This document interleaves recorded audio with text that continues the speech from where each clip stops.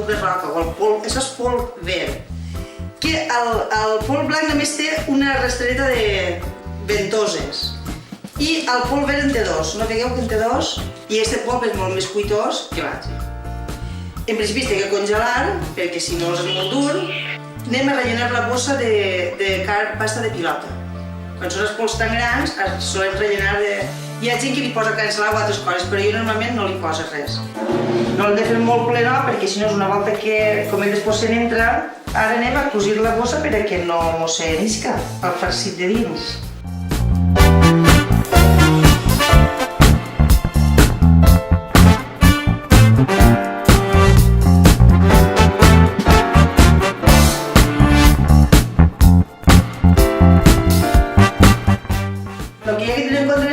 Una miqueta més perquè el polp no té gens de greix, l'únic que té és l'oli. Entonces, això són els ingredients per fer el putxet. I l'arròs. I una volta que està fet, es posa el caldo i es fa l'arròs. Jo li poso també una miqueta de julivert, m'he posat una miqueta de julivert dins. Comencem, posem l'oli. Ara anem a posar l'aigua.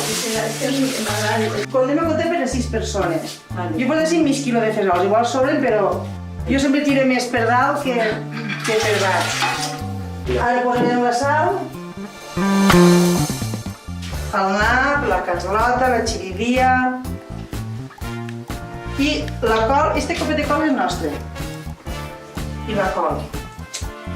Les penques, que com ara no és temporada però no tenim en conserva, doncs... I ara va el polp. El polp, he farcit la bossa, va dins. M'ha de posar-li unes rametes de julivert. I després per l'arròs també. Doncs ja tenim el putxet en marxa. Bueno, anem allà.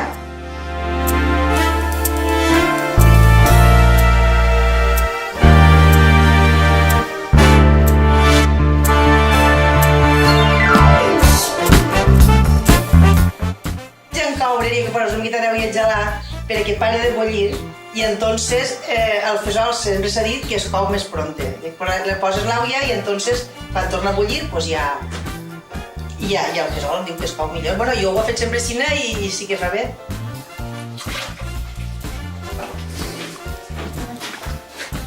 Es diu escórrer el caldo. Escórrer el caldo perquè ens agrada el caldero i la boca ben desmut. Escórrer el caldo. Ara farem un grapat d'arròs per persona. Uno, farem més que... I 6.